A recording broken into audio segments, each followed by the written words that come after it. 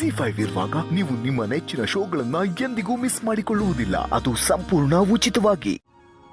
ಖುಷಿ, ಬಂದ್ಯಾ ನೀನು? ಬಾ ಬಾ ಬಾ. ವೀಣಾ, ಖುಷಿಗೇನಾದ್ರೂ ತಿನ್ನಕ್ ತಗೊಂಡ್ ಬಾ. ಅಜ್ಜಿ, ಭಾವನಮ್ಮ ಇಲ್ಲಿ?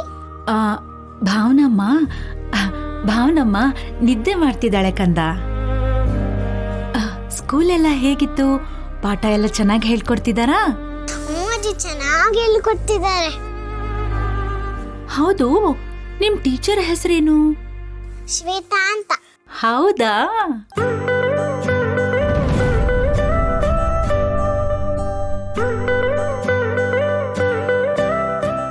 ಅಜ್ಜಿ, ಅತ್ತೆ ಕತ್ತಿಗೆ ಹಾಕೊಂಡಿರೋದು ಏನದು?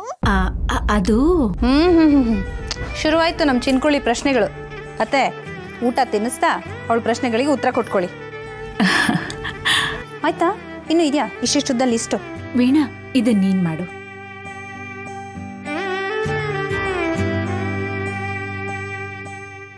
ಅದು ತಾಳಿ ಪುಟ್ಟ.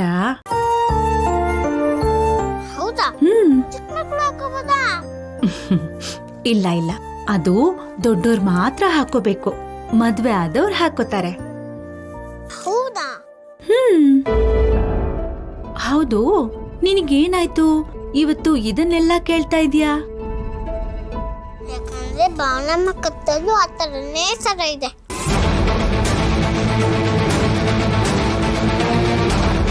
ಪುಟ್ಟ, ನೀನ್ ಏನ್ ಹೇಳ್ತಾ ಇದೀಯಾ?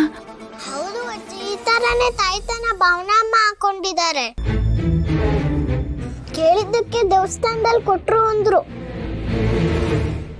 ಅಜ್ಜಿ, ನಂಗೂ ಆ ಥರ ಬೇಕಜ್ಜಿ.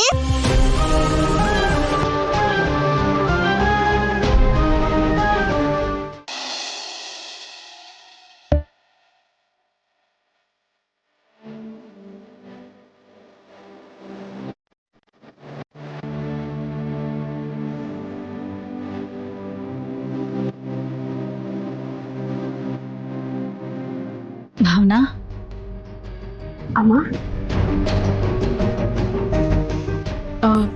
ನೀನು ಕುತ್ತಿಗೆಲಿ ಏನು ತಾಯ್ತ ಹಾಕೊಂಡಿದ್ಯಾ ಅಂತ ಖುಷಿ ಹೇಳ್ತಾ ಇದ್ಲು.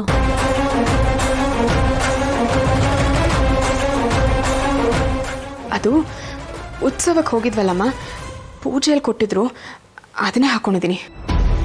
ಪೂಜೆಲಿ ಕೊಟ್ಟಿದ್ರಾ?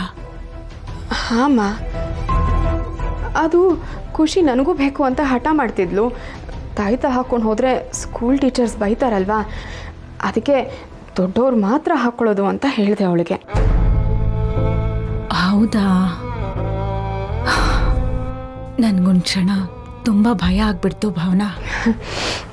ಖುಷಿ ಹಾಗೇಮ್ಮ, ನೋಡಿದ್ದೀನೆಲ್ಲ ಬೇಕು ಅಂತಾಳೆ. ಮಕ್ಕಳಂದ್ರೆ ಹಾಗೆ ಅಲ್ವೇನಮ್ಮ?